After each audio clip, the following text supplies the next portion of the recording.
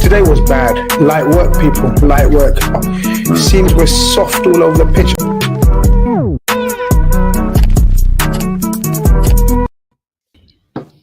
Welcome to GrizzCon TV. I'm clearly GrizzCon, as you can see. I'm just kidding. I'm just a stunt double. I'm just someone they roll out every couple weeks, when he needs a favor, when he needs, whatever. But, it's all jokes aside, it is an honor to host a post-match reaction, and a post-match reaction to nothing less than a win in the first leg of the semifinal. Liverpool 2, Villarreal 0. With me, I have regular Conroy. Conroy, how you doing? Good, thanks, mate. Good, Evan. Pleasure to be here with you, hosting in place for Grizz as well, so we can actually show him. Last night, I don't know if you saw the preview, but he was about 5 minutes late because he got stuck in traffic, and now he's not came to his own channels post-match. So yeah, I think he's getting a bit too big time now, guys. He was on Don Robbie tonight, so a bit too big time. Yeah, it's all good. We were only 3 minutes late. He's 5 minutes late. We've outdone him by 2 minutes. But with us today, we do have Johnny, who I just met today. It was a pleasure to meet Johnny. Johnny, how you doing? I'm good. How are you doing, Evan? All good? I'm doing very, very good.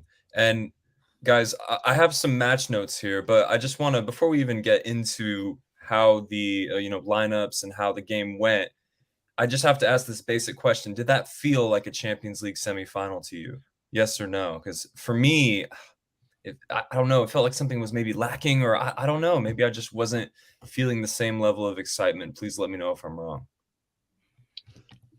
You want to go first, Johnny? Yeah. At the risk of being disrespectful to Villarreal, it's the opposition.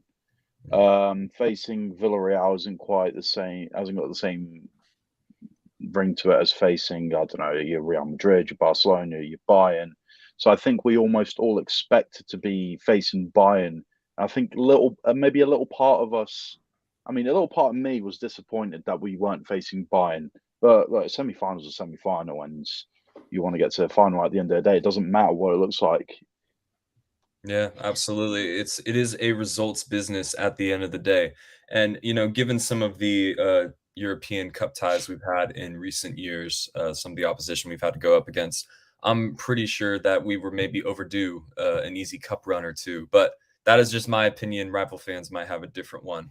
So getting into it, the lineups came out, and I just have to ask you guys off the top, were there any surprises for you there? For me, the only thing that seemed maybe up in the air was, Matip or Konate. What type of center back do you want, in this game? Konate, not poor on the ball. He is a ball playing center back by definition and by trade, and he's proved that to us in his debut season. But as the first half began and we looked, maybe not a lack of fluidity, but maybe we looked like we lacked, some killer balls or some killer passing, I began to wish Matip had played. Did you guys feel differently about that? Go ahead, Conroy. The thing is, I actually felt, yeah, you could say that, Evan, but to be fair, Everton, it was a very copy and paste from Everton at the weekend, to be honest. Maybe slightly better, but let's be honest, Thiago Alcantara's shot, it's not anything to do with great build-up play. That's just a great individual effort. But really, I had my notes for the first half. I didn't even write that down. I was going to remember the Thiago shot. Didn't create very much. Again, I think it was a slow start, which can be frustrating because you know what's going to happen, but you stick by your principles, and ultimately it worked out fine in the end. But yeah, I felt like, I get the Matip shout, Evan, but I've got to be honest, I feel like any one of them, I still think it would have been a slow burner tonight, the way it kind of worked out. It kind of went the way I thought it would, to be honest, tonight. And just to add as well, Evan, see the Champions League thing, sorry, I've got a bit of a runny nose. The only time I actually did feel it was, but do you know, when the crowd got a bit anxious in the second half, you could tell when Henderson crosses that ball in and it takes the deflection and goes in, there's a lot of relief and celebration. To me, that kind of 50-minute buzz, that did feel like Champions League, because I think in our heads we're like, hold on, this might not go to plan here. And because it worked out, I think I did feel that. Because I think at times there is a little bit of, not arrogance, but that's 2 games now where it seems like a team's put a system in place and it's took us a bit to figure out, which is great. But there was that little maybe from the 50th minute to 70th minute, I really did get a buzz then. Sorry, guys. All good. Johnny, what were your initial impressions to sort of a minuscule lineup change, Konate in for Matip? And what were your impressions about Villarreal? You know, they might not be a team that we watch a whole lot of. You know, I'll admit when I do tune into La Liga, it isn't to watch Villarreal. All due respect to them. But what were give me your impressions on the lineup and of the 7th place team in La Liga tonight? So yeah, I was a little bit thinking about the centre backs as well. I thought I was almost certain he would play Konate because that seems to be where Jurgen likes to play him, Champions League under lights. But I wouldn't Matip wouldn't have looked out of place. But I think Jurgen had one eye on Newcastle at the weekend. It's Newcastle this weekend, right? Mm-hmm. Yes. And Newcastle are playing really well. And I think we need a defender. Look, this is no disrespect to Konate. He's an excellent player, but I still think he's got a lot to learn. And we need to be on it from minute 1 to 90 at the weekend against Newcastle because they are revitalized. They're a completely different side. And I feel like he's prone to just like a brain fart or two here or there. And you know, you can make a brain fart in a two-legged tie and not pay for it. But when you're chasing the league down and you've got the other team in the title race not dropping anything, you have to be at your best at all times. So I understood Konate starting tonight, and given Matip a rest. With regards to Villarreal, look, this is a team that won the Europa League last season. I know we can write it off and say, oh, it's Europa League, but they're a solid team and they've taken a lot of people by surprise, me included. When we got the draw for the quarterfinal, Benfica was the team I wanted. It's not just because of my personal ties towards them, but I felt like Villarreal would be the team that would frustrate, and they could, you know, they could nick a result against someone, and they did it against Bayern. I mean, I think it was in the first leg. Their first goal was an absolute flipping joke. It's if you're a defender in that situation, you're raging. It was a joke, but they've got that in them. And look, it doesn't matter how you're doing in the league. Sometimes you can go on that European run. You know, we're guilty of that. You know, it's in 2005. You know, what did we finish 5th, and we won the Champions League. So sometimes all it takes is that belief, and you can do it. But I think with us, we touched on our slow start. We are. I feel like Liverpool are a bit like Thanos at the moment. We're inevitable. Like you might hold us at bay for a little while, but you know we'll get a reinforcement here or there. You know, might take off Diaz, bring on Jota or whatever, and it always feels like we're going to score eventually. It's not a case of if, it's when. Well, in our current form, like the past 6 weeks, that's what we've been, inevitable. Yeah, absolutely. And you know, at the peak, and we are still in the peak of the Klopp era, but that is how you would describe us, even when we played, you know, less free-flowing, less prolific forms of football.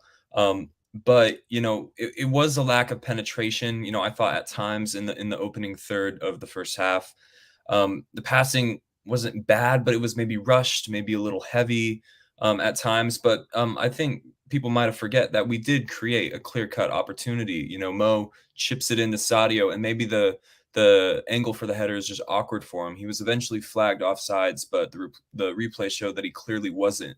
So there was enough there, you know, the dangerous Diaz long shots that Rulli was only able to parry into dangerous areas.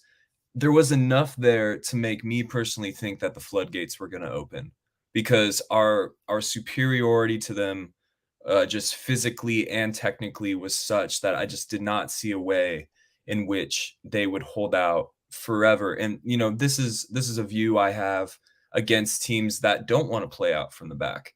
You know, this is the view I had against Everton, who you know, played a different type of defensive football than the brand of defensive football that Villarreal played today. For me, the most annoying part of that first half wasn't even the lack of goals. It was the yellow card that was awarded to Virgil van Dijk right on the stroke of halftime. I could not, you know, for the life of me, I could not see how that was a yellow card. I don't know if you guys remember the foul, but I was getting a little annoyed with the refereeing team. I don't think they got anything big wrong. They obviously got, you know, the offsides calls correct largely, but there was just little fouls and you know, little throw-ins, and it was starting to get under my skin. I don't know if you were feeling that, Conroy. I know you're our Well, I refereeing don't representative. know. Well, I'm going for a quadruple, but so many people want to complain about refs. I don't get that. A referee's got a hard job. I don't get why we want to focus. Like, I think, to be fair, like, it's probably a yellow card. If it's not Liverpool, it's another team, you're probably calling for it. Guys on a break. I think it's Chukwueze gets there before Van Dijk. I do think sometimes we need to take the goggles off when it's our team, because there's a lot of it I've seen recently. Considering we're unbeaten, it's all you hear at the moment. That referee, the thing is, right, we'll complain about Premier League referees, and then we'll have a top European referee, and then we'll complain as well. So what is it? You know, in Europe it's softer, right? So what do you want? Do you want it to be stop and start? Do you want it to flow? But if a referee lets it flow, you're going to have to accept that he can't get every. I don't know any referee who's got 100% decisions right in a game. Like, that will never happen. So I get what you're saying, Evan, but for me, see, if there's nothing blatant, then I don't think we need to talk about referees. I think they've done their job personally. I do think there's a culture now where it's like, it's not. I'm not talking about just in you, but I think if a player misplaces a pass, right? Jordan Henderson's screaming at a referee, right? Which is fine, he's trying to build the team up, but all he's done is get one decision wrong. It's like, that can happen. It's all I'm saying. See, if a referee has a game like that, but doesn't get any of the major decisions wrong, I can live with that. I'm not saying that guy was the best referee. Don't get me wrong. Yeah. But I just feel like sometimes it's I'm of the corner where I want the game to flow, so I understand there's going to be mistakes. But I think with that one, I personally want to give a yellow card, Evan, but I can understand, because if that's vice versa, and that's like, I'll be all taking us up when Manny's on a break. I think who was at the start of the season for Atletico Madrid that got sent off? It was Felipe, I think. Felipe, like, you know, that was a similar area where he'd done that. So yeah. It's either or. But like, don't get me wrong. I'm not the referee apologist. I think just when there's not been a blatant one, give them the benefit of the doubt. That's all.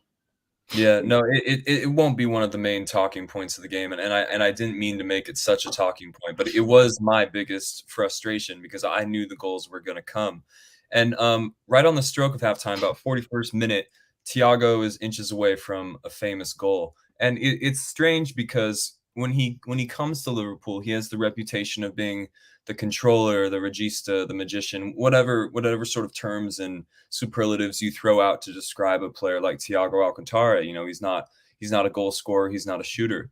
But I feel like not only does he already have 2 goals from outside of the box in his locker during his short career at Liverpool so far, I just feel like the general quality of his efforts when he does take shots from outside the box, they're usually pretty good. And they're usually on target. They're usually at the very least controlled. And in this occasion, he was maybe taking inspiration from another famous long shot in the Champions League at the Cop End from Oxlade-Chamberlain, which, you know, I was having flashbacks and a deja vu moment to that.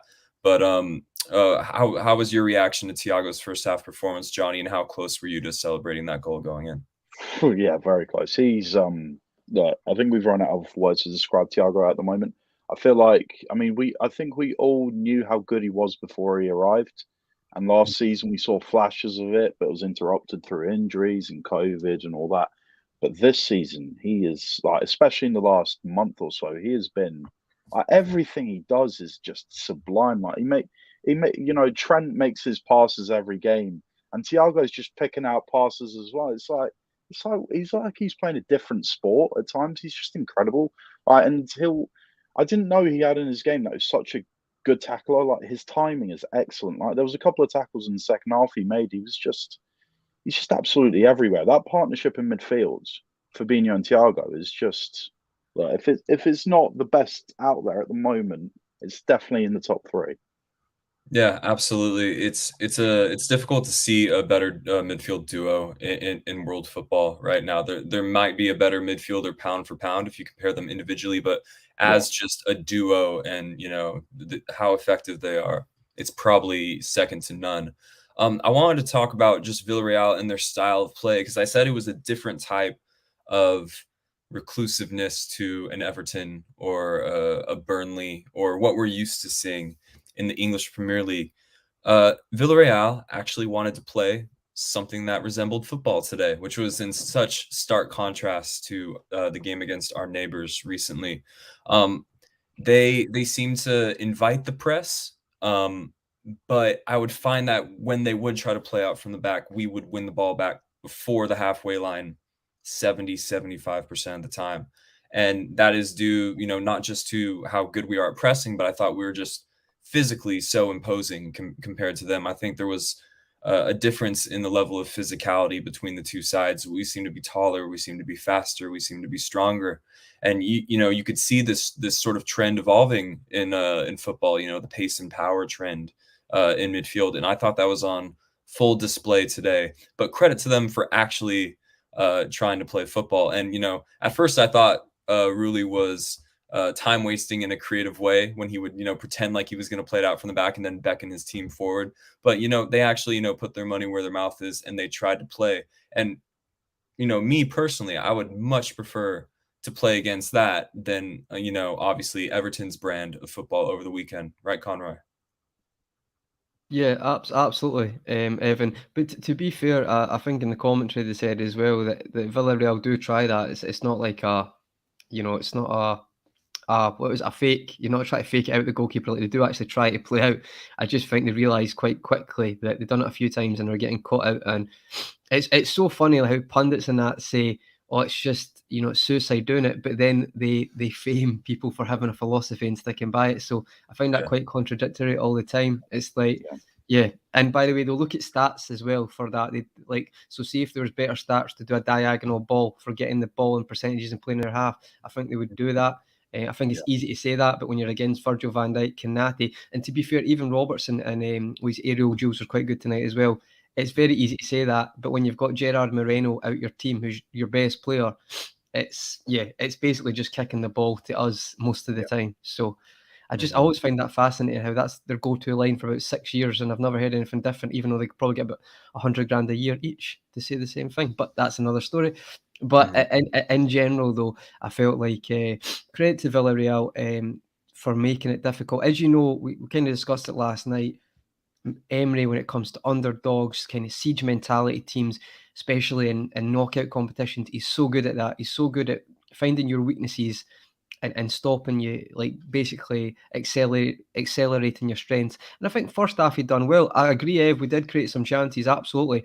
But overall, I think Villarreal would have been delighted with a defensive performance in the first half, because even the chances we had, barring the Mane one, which cut them open, as you said, I think if you times it a bit different, and the Mane block, barring them, which was great defending, by the way. Lo Celso had one block from Salah, which I thought was outstanding on the first time volley. I feel like fair play, like they done very well. And you can tell, I think in the commentary said they have got ball players. Like, they might not be to the standard we look at as ball players like Fabinho and Thiago, but Capoue and Parejo are considered like good, especially Parejo is considered a good passer as well. And he didn't really show much of that tonight. But in general, I think defensively, Villarreal happy with that. But I agree, back to your earlier point, Evan, I think you could tell that against Everton, you were like, we need to change it up here, change the shape and stuff. But you could tell it was just the final decision that was letting us down in the first half. Like, there was little spaces. If that one pass had went through where they got in, and thankfully we done that second half. Yeah, I think we've been good at knowing when to switch to the 4-2-3-1. I don't think we do it often enough that an opponent would practice moving in their shape against that formation, just because I think Klopp's kind of conservative in the nature of that. But if you sort of just look at the breakdown of the stats of the game, we could sit here and praise Villarreal all day long for the way they played and the philosophy. They're trying to pass. They got technical players, but the stat breakdown, it seems to be irrelevant, because it seems they look like Burnley regardless. We're talking 26% possession for them, 270 passes to our 740, 66% pass accuracy, only one shot and none on target. So if you had hid the result in the details of the match for me and I just looked at the team stats, I would say that looks like Everton or that looks like Burnley. So you can start to see the justification. Johnny, did you want to say something? Yeah, I was just actually literally thinking the same thing. Like, if you were to hide the two teams we faced over the past few days, you would expect that the team we faced at the weekend was a Spanish side because they're known for the theatrics. I mean, we've seen Barcelona, we've seen Sevilla, we've seen Atletico, we've seen Barcelona. They've all come to Anfield. They've all lied on the floor for half an hour and just not really played football. Yeah. And Everton did a bit of that at the weekend. And you'd expect, if you were to hide the teams, it was the Spanish side we faced at the weekend, and it was the English side we faced during the week. Obviously, I'm not going to generalize, but that's usually what happens against the Spanish sides. Yeah, but you also hide the stadium as well, because like how many good top teams, like these aren't idiots, you know, they're not idiots wrong word, sorry, they're not like useless amateur football players, but Anfield is, I think sometimes we forget that being Liverpool fans, because I'm watching the park, watching the game, thinking, you know, actually in Europe, how many stadiums are structured like that where the fans are right on you anymore? There's not that many, especially the top teams. Ironically, probably Spanish teams have probably got the most like that, to be honest. Actually, Villarreal is kind of a good example of that, aren't they? Because fans are right there as well. I love that stadium. Yeah, but how many teams, like we've got a top team, but we've also got a top stadium that entices, that just like sucks teams in. I think you need to look at that sometimes as well, because I think that space and time makes very good players. Okay, maybe the top players coming in top, but I've seen very good players just like completely do stupid things at Anfield that you wouldn't even think of. So I think that does need to come into consideration sometimes, because you've seen it. I think Moreno was speaking about it before, or I can't remember, was it maybe Coquelin? He said it's Anfield is hell when that happens, when the crowd's up. Campue, but yeah, Campue, I saw that quote, and while we're on the subject of Villarreal, before we get into the second half and all the action, I think we need to applaud Villarreal for what they are as a football club. Because in case you didn't know, the city of Villarreal, they are one of the smallest cities in Europe's top 5 leagues to have such a relevant position in such a relevant league. You know, a town of only 50,000 people. Like, they are absolutely minuscule, and you got to think that their stadium holds what, 20 to 30K, and they're packing it, consistently. And I just think that's very impressive. I think they were in the Spanish second division this time 10, 12 years ago. So their rise has been extremely impressive, and the caliber of player that they've had represent them in that time for such a minnow, just in terms of your position as a city in your country. It's awfully impressive. And what I really like to see today was the traveling support was so overwhelmingly young people. I don't know if you saw the camera shots, but it seemed to be teenagers and people in their 20s and 30s, and that's just a great sign, because it shows like if this is the most enthusiastic diehard section of your support, then your support's going to be enthusiastic and diehard for the foreseeable future. So very cool, their rise as a club, and I just thought their fan base is great. And I've always been a fan of the uniforms. The uniforms are fantastic. I love yellow. And let's get into the second half, though. We didn't have to wait long for the floodgates to open. I tweeted at halftime. I said, "Keep the faith. The floodgates will open," because I'd seen enough to show. Other people weren't as calm, and I'm not saying myself. I looked on Twitter, and it was like you'd think we're losing 3-0. People were being reactionary on Twitter. I can't believe that. I can't believe that. So, just checking what I tweeted. I said we've got more than enough to win this. Yeah, it's fine. There you go. Listen, I don't know what certain people want from us, but that's a discussion for another time. 52nd minute, we did not have to wait long for our breakthrough goal. Henderson I think he was released by Mane out wide. It seemed to be one of those overlaps, the effective nature of the triangle. And obviously there's a huge element of fortune. It takes a flick off Estupiñán. I think that's the name of their left back. Rulli is able to get a fingertip to it, but it still drops into the bottom corner. And that, on paper or on the surface of that seems extraordinarily lucky. I just want to point out how in trouble Villarreal were had that cross not been initially deflected, because both Mane and Diaz were onside, goal side of their defenders, open from 6 yards out. So I think we were looking at an extremely high XG chance regardless, Conroy. No, absolutely. And in fairness, actually, to be fair to the defender who blocked it, I think he realises that, and that's why he shoves his body in front of it. And you know what, to be fair, it is quite unlucky. I think you have to say that at times. We deserved the goal, but it was quite unlucky, the block. And I don't know, maybe the keeper should save it, but I wasn't caring at the time, to be honest. I was just buzzing to get the goal. But I think you're right. I think they were both unmarked as well, so it would have been a tap-in.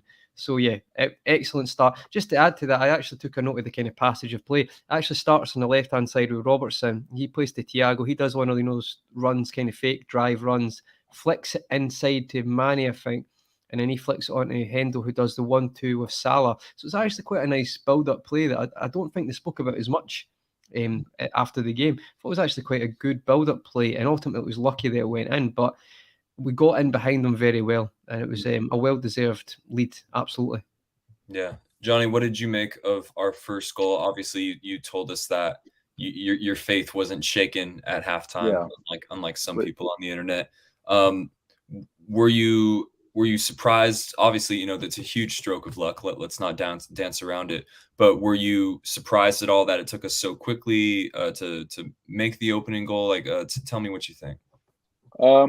No, I wasn't surprised by it at all, because you could argue that Villarreal were lucky to only lose by 2 tonight, because we were on them, but especially in that second half, we were on them consistently. And if the ball bounces slightly high, slightly low, whatever, we get 3 or 4 tonight. And Robertson, a few times, I thought he was going to send his man for chips, because he was he was in the mood for one tonight.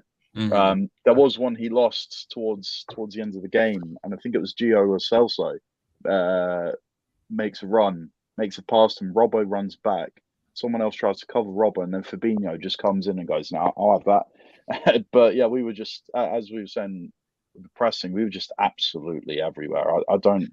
They're all like Andy Robertson's tonight with their energy. Like, that's the best way I can explain it. And yes, I'm being tongue in cheek, but obviously Andy Robertson can go for 90 minutes at that level. But even like, I think Jota, who just came on, so that's a bad shout, but Thiago and Fabinho were at the same pressing, and they played the full game. They were all at it. Really good point, Johnny. Did you see that pass that Fabinho made towards the end of the game? It was like, he just sort of, like, the ball was floating up in the air. He sort of picks it up out of the sky, and he almost does like a no-look flick back into the box. For Salah. Yeah, I seen that one. Oh yeah. He's actually not meant that, Johnny. He's just hoofed it in the box, but you think he's meant it. No. Just go with it. Just go with it. Just go with it. Good advice. So we're 1-0 up, and sort of the fears are starting to be alleviated. And within 4 minutes, it's 2-0, and there's no strokes of luck about this. Neat and patient interplay for the second goal that was seen in the first goal, as Conroy pointed out. Maneuvering from the left-hand side. We're patient, and it's quick. Salah 1-2. I forget who he was with, but he finds himself on top of the box with Mane, 4 or 5 yards from him in space, and he's able to release it. It seems like maybe a heavy pass, but Mane is there to poke it around the keeper. I had a muted celebration given the close nature of the offsides. This is the VAR world we live in, and I've gotten used to it.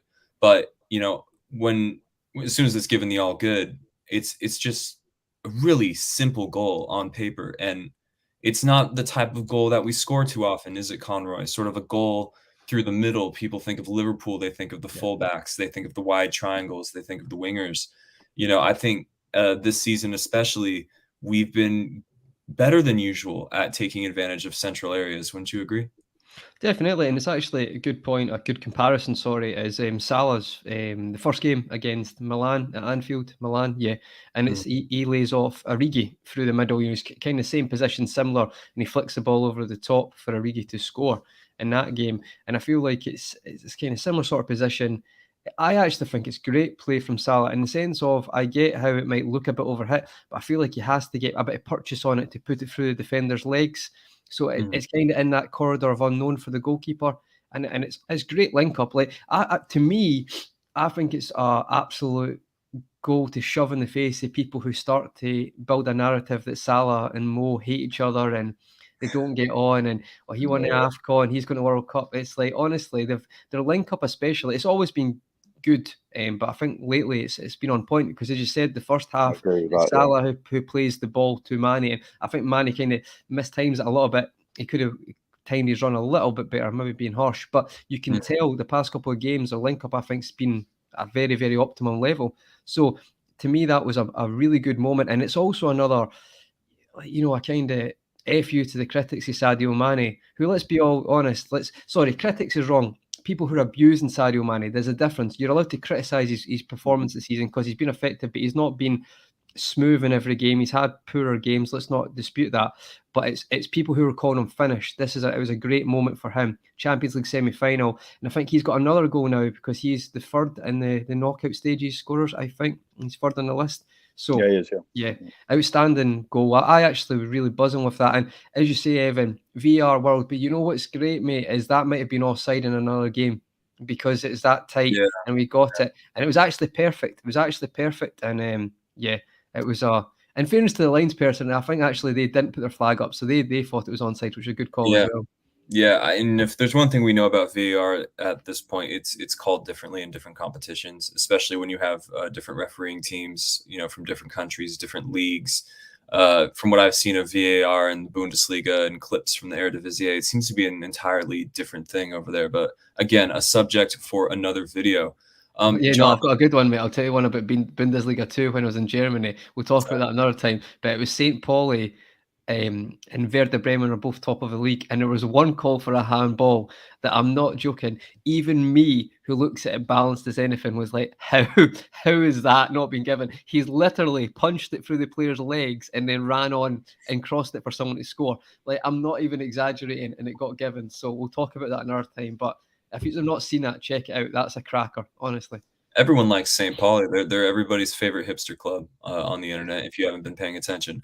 But Johnny, I was going to ask you, during Salah's post-AFCON form, where the goals have dried up a bit for him, he has just been quietly racking up assist after assist after assist. And Conroy has talked about how effective he sort of is at finding his Senegalese teammate in tight corners and in tight spaces. And he was good at this even when Mane lived out on the left wing. It's more prevalent now that Mane is predominantly a central player for us these days. But it's another Salah assist to Sadio Mane, a few days after picking the lock twice in one play against Everton to get us our opening goal that Andrew Robertson put in.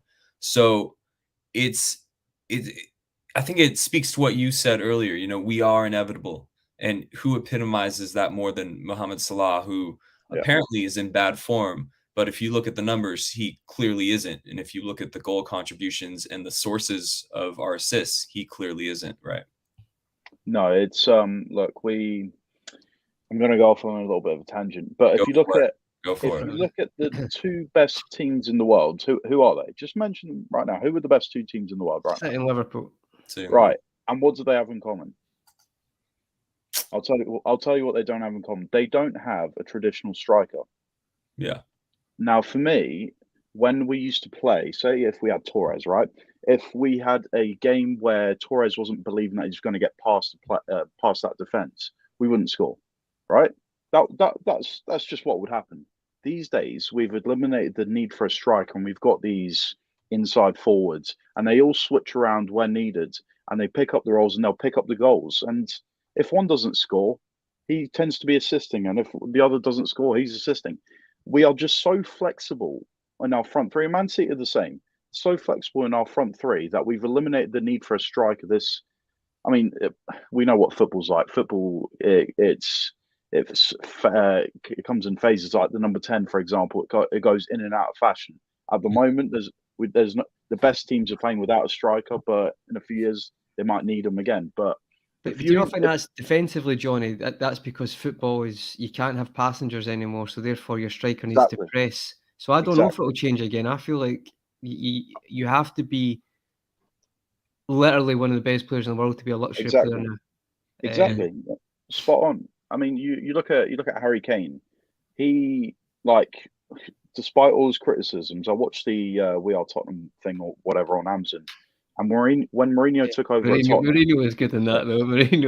He was awesome. He said, "I will make you explode." And to be fair to him, Mourinho made Kane the player he is now. Because Kane, we always knew he was he'd score the goals. He could score any type of goal. but we didn't know he could create like he has since Mourinho was there.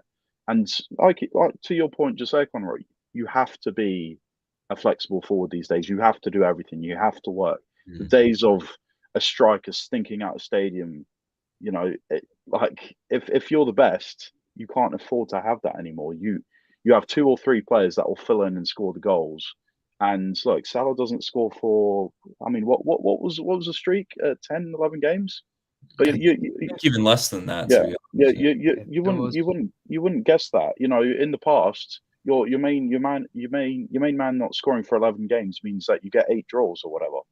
Now, like the 2 best teams in the land, they don't need their main man to score because they've got main men, and the main man is still contributing in other ways. You know, it's. You can't carry anybody. I think the modern elite team doesn't carry anybody. Their systems, they systems can't. at the end of the day. Yeah, it's what systems are in fashion. I just don't think you can carry Ronaldo. You can't carry an Ibrahimovic. You can't carry these players that don't really contribute. And you know, this is something you could see. Like we could see Pep never fully fancied Aguero. No, he didn't. He would drop Aguero for big games. You know, Aguero, of course, is just so good. He's one of those players you kind of have to use, and he did. He did adapt as well. To be fair, Aguero. I think changed his game more than I thought he would. Yeah, absolutely. Yeah. To his credit, Aguero did adapt and say, "I deserve to play here," and he responded. But you could see Pep never fully adored him in the way that he adores the players that played behind Aguero. So that's what I would say. You know, modern football looks like the fact that on any given day we can have 2 or 3 players that can play in the middle. You know, that for me is so wonderful and allows us to be so flexible. And I think we have to talk about Luis Diaz sort of just over the course of the game. You know, he came here with the reputation of being an excellent shooter from range, and we saw him have 2 pretty threatening pops at goal in the first half, and he was perhaps maybe unlucky not to score in the second. Conroy, what did you make of his performance? Because for me, it's just so consistent with what he showed us so far in the sense that, you know, probably not going to score as much as these other guys here because I'm not the main man, but I will be relentlessly effective for 75 to 80% of the game. You know, I think you absolutely summed it up, to be honest, Evan. I feel like, if anything, Diaz is probably still a little bit hesitant at times to shoot. And I know he's shot twice tonight, but you know what I'm saying? He actually had quite a few opportunities to pull the trigger and he doesn't. But I think you understand that. He doesn't want to be that one person who keeps, you know, losing possession to try his chances from far out. But I've said this already. I think he'll even improve. Like, he's doing very well right now. I think he's been brilliant, but I still think he's got another level just when he gets a pre-season. But I think just on his performance, I think the fact is, I do think we're a bit unkind to him when we say, oh, he doesn't know what he's going to do. I actually fully believe he knows what he's going to do. He just looks very unpredictable. Kind of similar to see how a Mahrez will jink back on his right and stuff, and it makes you think he's going on the left. I think Diaz is really good at that, but he's also got that burst that at times he goes down the left, but he manages to skip ahead of the defender, and you're like, he's not getting there, and he always manages to either pull it off. I think his decision making has been very good as well, knowing when to skip by a player or knowing when to keep the ball and keep us in a position where we're penning a team in. I've been very, very impressed with him, and I feel like again, it kind of relates to the Salah thing. We talk about Salah having numbers, but I think, to be honest, right, I'm going to compare both here. Like, Diaz might not have lots of numbers, but if you just watch him, you know he's playing well. The same being said, that Salah tonight and at the weekend had a good game, but he scores away to Inter Milan, and I thought he was poor. But because he scored, people just say, oh, he's brilliant. But I'd be like, you know what, if you just watch the game, you can see he's in good form now. It's not all about the goals and numbers, all the goals and assists all the time. Just watch the game. And I feel like that's a comparison with Diaz as well. They're both in good form. And just another segue here, I think tonight, especially, Evan, I think you would have caught this as well. See the balance tonight. I felt you could see the balance. So with Salah and Trent, and then Diaz and Robbo, and with inverted wingers, like we've always had, but tonight it felt, especially on Trent and Salah's side, it just felt like Salah's getting to that stage now where he knows when to come in and whip it, and you've seen it with the link up with Mane and when to play it to Trent. It's not just a case of I'll give it to Trent, whip it in. There's different. We're not. I think when the comment said we're not being as predictable against low blocks. I think Salah knows when to go in the byline or and allow Trent to come more central in that position. I just thought the balance, as much as we weren't like cutthroat or ruthless or like, you know, smashing it past them, I did enjoy watching the balance of the team tonight. I thought it looks actually very exciting for the future, to be honest. Johnny, I never expected Villarreal to score for all of their technical superiority to who we might be used to coming up against in the Premier League. You know, probably, you know, player for player, they are probably superior to Everton, but I just did not know what a Villarreal goal would look like tonight, if that makes sense. Whereas I could vividly picture what a Burnley goal looks like, you know, for example. But what did you feel that Villarreal didn't have the system or the personnel to hurt us for all of their technical ability, or did you even expect them to threaten at any point? I mean, I was always impressed with their system. I always thought they have a good side, but it was quality. I mean, Conroy touched on it before. They were missing the main forward, Gerard Moreno. How long's he out for? I think he will be back next week. I think he will be back. He was a big miss because, I mean, they he's a clever player, Moreno. He is a clever player. If you watched him for Spain, he is quite a clever player. Yeah, and he had a good Europa League run last year, didn't he? But I just felt like I looked at their lineup and I just thought, you know, I think Coquelin was on the right of that 4-4-2, and I just looked at him and I thought, there's just I don't see them scoring. I just don't, and it's not often that I go into a game and I'm thinking, oh crap, you know, I expect there to be chances for the opposition always. You know, that's football.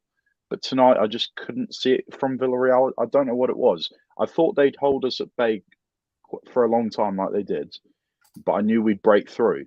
I think obviously when we go to Spain, it will be a different story. I think Danjuma will have a much better game in Spain, for example, and with Gerard Moreno back, they'll be up for it. You know, their midfields will have a lot more space to play their game.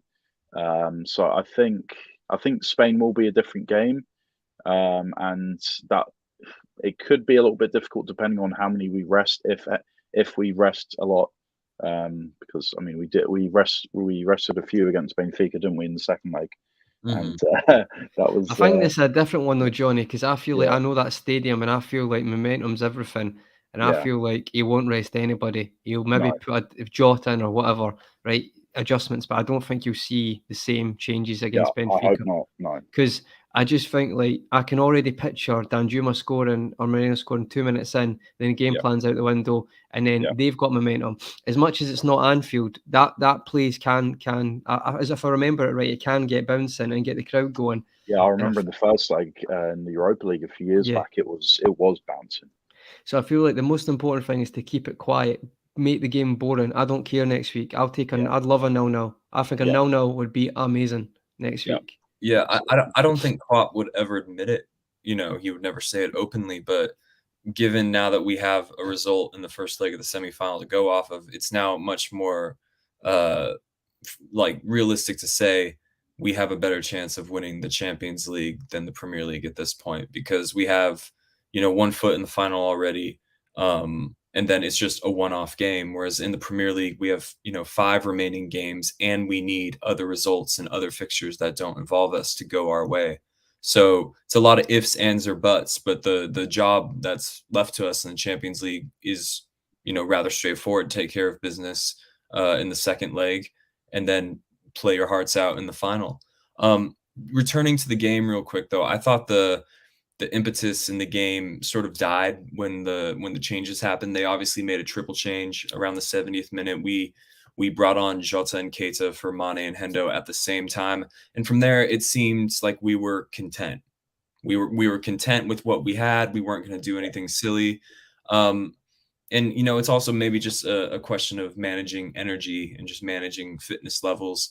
The momentum of the game seemed to decrease. You know, we were still in and around their box. We were still sieging them pretty well, but I sensed a bit of lull I won't say complacency, because it obviously didn't result in anything negative from Liverpool's perspective, but it dropped a level, after the 2 goals and after the substitutions. And 10 minutes later, we would make another substitution, Gomez on for Trent, which can definitely be interpreted as a conservative substitution, and then Origi on for Diaz. And, Divock has absolutely earned his 10-minute cameos, regardless of last week's heroics and contributions, I think it's fair to say.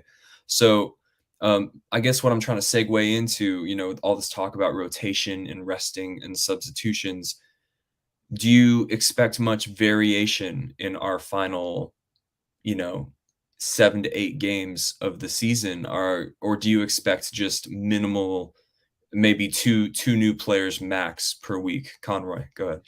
Yeah, I think, to be honest, not to be a boring answer, Evan, but I think that'll be the case. Kind of like tonight, how going into it, we're like Hendo or Keita, Matip or Konate, and then you probably chuck Jota into that as well, with one of the front three. And if obviously Bobby is back, I would say in my head it's a front five, and Klopp just picks 3 each game. I think that's only those kind of 3 areas. There's the only ones I think you'll see. I mean, people say Gomez or Shimikas coming in potentially, but I don't think Klopp's looking at now like the final hurdle. He's going to look at every game's a final now. So unless, like, obviously the physio or sports scientists are saying specifically, I think it's like getting prepped to go at these games, and just those 3 sections, the front 3, maybe a bit of rotation there with the front 5, pick 3 of them, Hendo or Keita, and Matip or Konate for me. Yeah, I mean, it's, as you say, I think we're going to keep the same core from now till the end of the season. We won't see. I'd be surprised if we don't see Jones at all from now till the end of the season. He might make the bench the odd time. Might come on for a few minutes towards the end of a game that we're already winning or whatever. Same with Elliott, maybe. I'm not disrespecting the players. I just think he's got that core from now till the end of the season. And provided no one gets injured, he's not going to really change it. I think the only reason he'd make any wholesale changes is if we get to the final game of the season, and God forbid we're already 4 points behind City and the league's gone, and we've got one head in the final. What's the word? What we're already talking about. Focus on the final, mindset on the final. He might bring the changes there, but let's face it, that's not going to happen, because we're gonna win the league on the final day. Let's just see what happens in the final day. But as long as we're in it, I'd take that now, Johnny. Absolutely. I would have to agree with you guys. I find it difficult to see where a player like Harvey Elliott might find a game or even 30 minutes in between now and the season. Same could be said for Curtis Jones, Oxlade-Chamberlain. Maybe one thing I would expect is someone already pointed out in the chat, an odd start for Joe Gomez potentially one day in the league. I could see Shimikas getting games because he's probably more qualified for the system, for what we demand of a fullback. But yeah, it's tough to see where the majority of the rotation would come from. And, with Firmino returning to fitness and becoming more of an option, that allows for some, front 3 fluidity, which I think would be expected. But yeah, I think that's just where we're at. It's tough to see anybody challenging the core positions at this point, like Johnny said. We can't talk about the potential of a final without talking about potentially who we could face in a Champions League final. I know who I would prefer to face. I definitely know who I don't want to face. I'm not looking forward to facing either teams, should we, take care of business in Spain. All due respect to them. Conroy, who would you prefer to play in a Champions League final? 100% Madrid. I think if you watched the game last night, okay, it was a top game, but let's be honest, Madrid were, you could probably say, I don't know what Laporte's doing, to be honest, for 4-3. Zapanenka is beautiful, but I don't know what he's doing to give a penalty away. If that was Van Dijk or any other defenders, I'd be just asking you after the game, what were you thinking? Because it's not even a foul. There's no pressure on him. I do not know why he'd done it. And obviously, Vinicius Jr., yeah, fair enough. But again, I feel like Man City could have been about 4-0 up in the first half, and really should have been. I'm not joking, but I could have played that pass Mahrez didn't play in my 5-a-side team with my eyes closed. So I don't know what he's thinking. For me, that's a week's wages. Like, that's just pure selfishness and not Yeah. think about the team. It is the simplest pass in the world. Do not get me wrong. Sorry, I'm being flippant, but what I mean is, I think you watch City, and we keep saying Madrid, and you know what? Maybe Madrid can pull off something in the Bernabeu. They can, but I keep seeing the same things with Madrid. There's so much space in transition, right? Benzema pulls something out, but also last night, Fernandinho's a 38-year-old playing at right back. So there was additional factors why that was the result. I don't think that's going to be the case in Madrid, because Walker's probably going to come back, Cancelo will be back. I feel like Madrid will just City will exploit that again, and I think they'll win easily. So I'd much rather play Madrid for the sake of, yes, Benzema can do that, but I feel like we an attack can just cause their defence havoc. So I'd much rather have Madrid. I think you've seen that in the opening minutes. Man City literally tore them apart, and I think they'll do the same in Spain. So I'd much rather have Madrid in the final. Johnny, are you in agreement to that? Yeah, but I mean, I agree with everything Conroy said, but I'd add to it my reasoning's a little bit more petty as well. Man City could be literally the worst side left in the competition. I'd still want Real Madrid because I just hate facing English sides in Europe. I just the thought of losing to an English side, I can't, especially in a final. Can you imagine? Oh my God, no.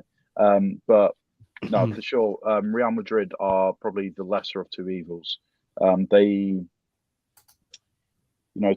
Kroos will not Tony Kroos. Luka Modric will turn it on every now and again. So will Benzema, but I just think they are. I don't want to say past their best, but they're not at the level they There's once spaces were. in transition to exploit. Yeah, If City were yeah. good last night at finishing, they would have been 4-0 up. Like, Yeah. it was quite obvious.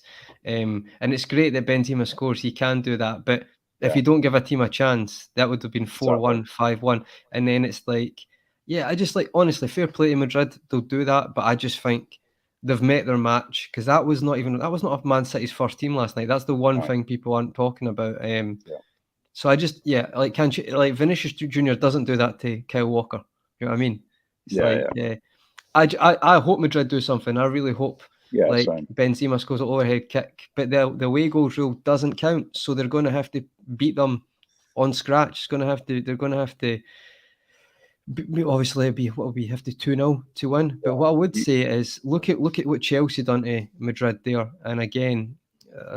I can't see anything but City. I really hope I'm wrong, but I can't see anything by City. And if that is the case, and obviously touchwood we get through, that is going to be some final, but it's going to be horrible for like literally 90 minutes, because if it's anything like the league game, it was end to end madness.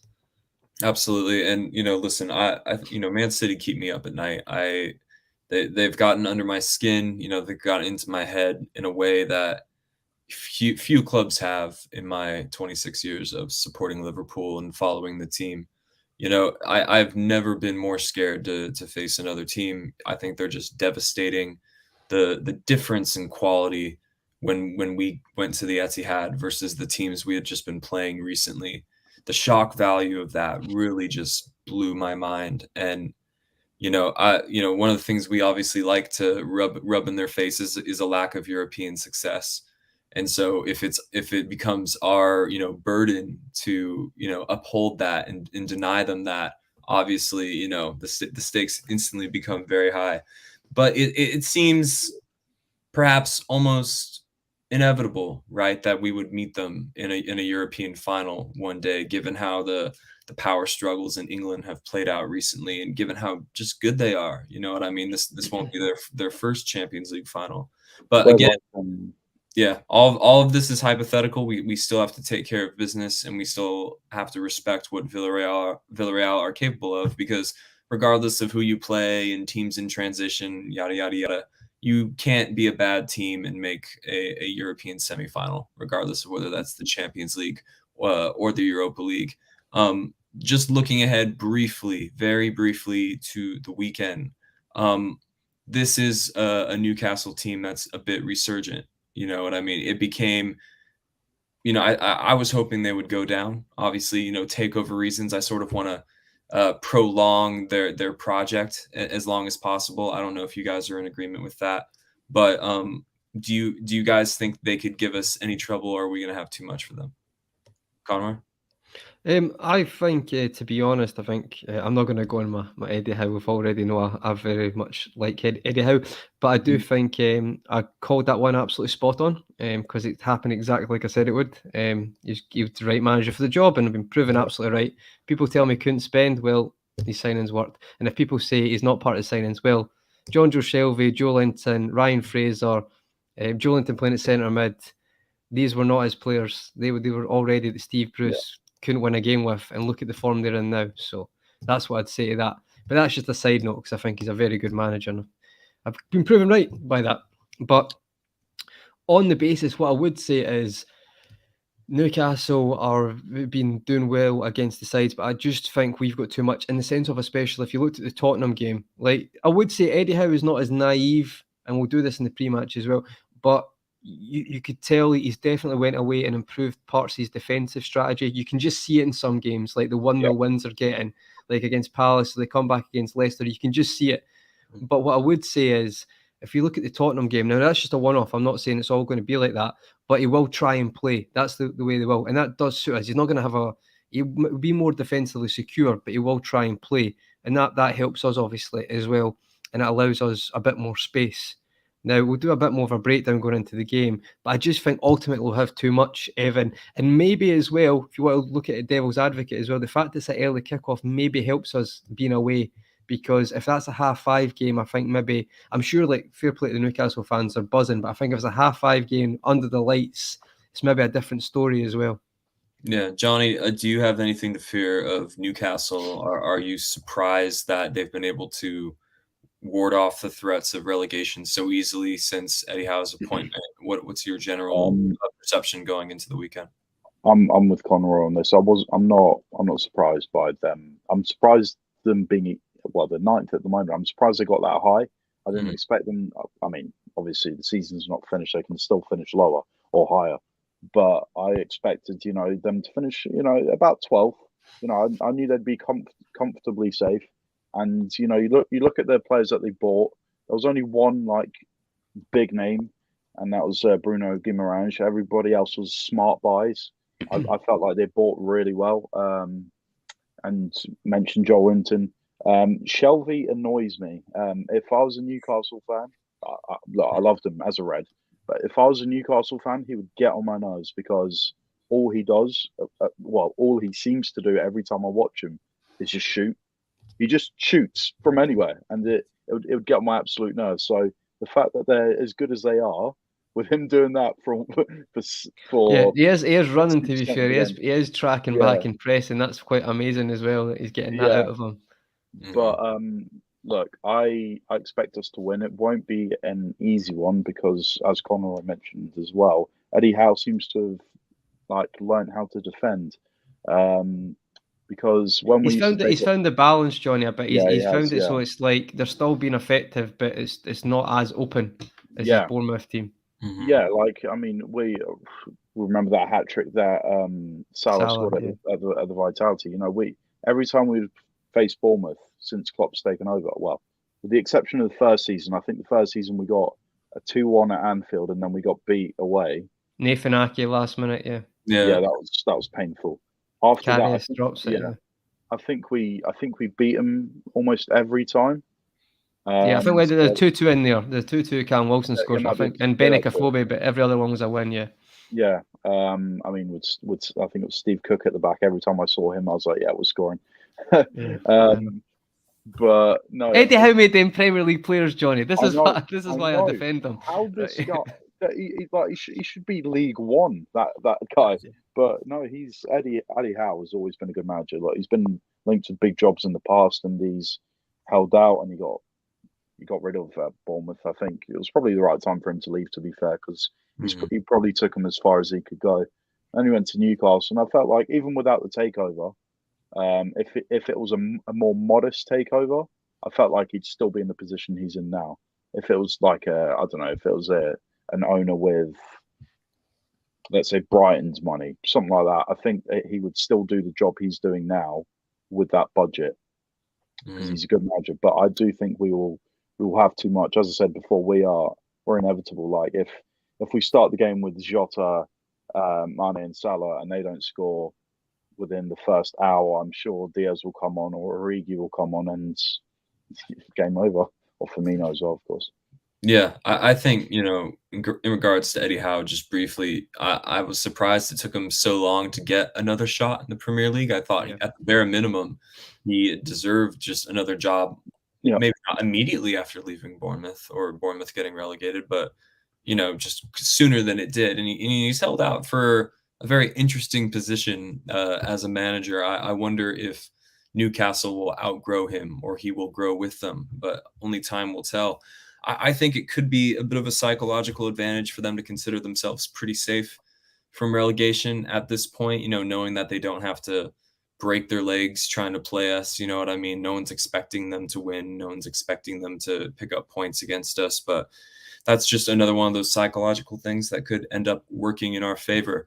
Real quick, back to today's match, though, before we call it a day. Man of the match.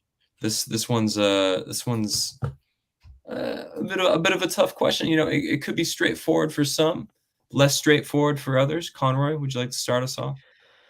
Oh, God, no, that's a good question. I'm actually You not can sure. do an honorary mention, of course. Yeah, do. not actually sure who my man of the match is, to be honest.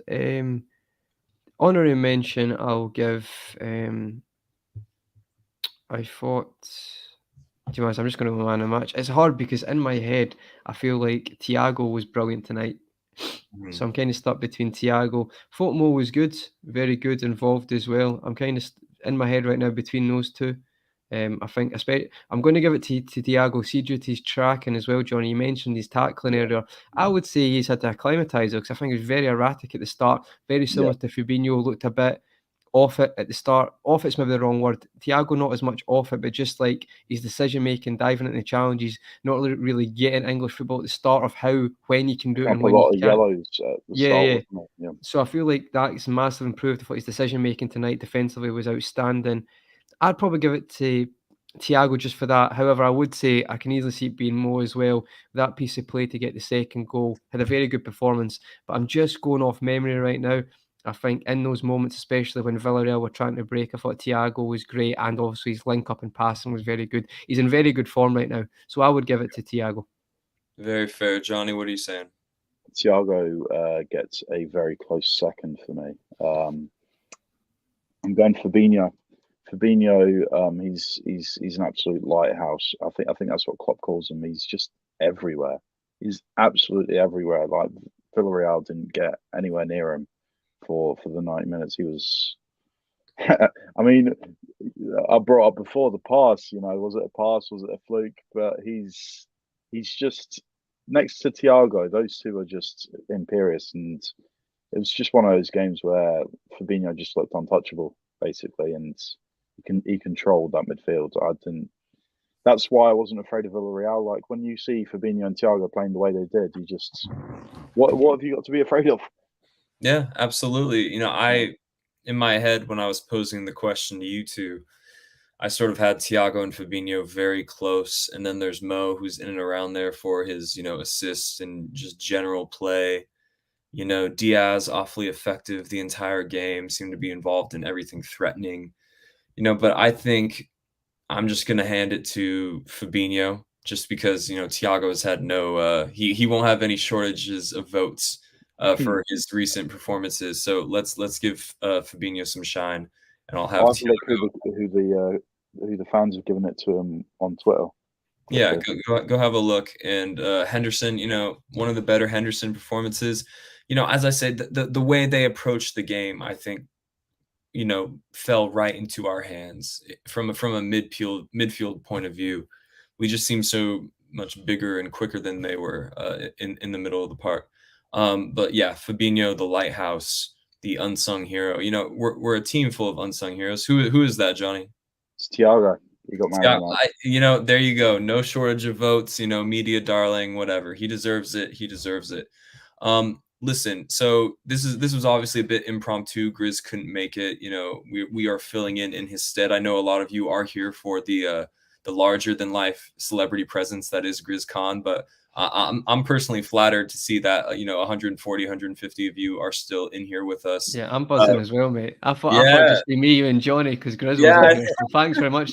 We love the community. Thanks for Yeah, listening. I thought I was gonna have to hop in the chat and like chat to us myself just to give us things to interact with. But I appreciate you guys sticking around. I would imagine Grizz is going to be running sort of a Newcastle preview. I know. Yeah, I think he's got a pre-match. He's not decided if it's a Thursday, or Friday, because it's a Saturday early kickoff. It might be one of those days. I know he done Thursday last weekend because he had something on the Friday. So I think he'll tweet it out tomorrow, I'm sure. Okay, so yeah, while Kanye, or I called you Kanye. Can't say that. Call me Kanye.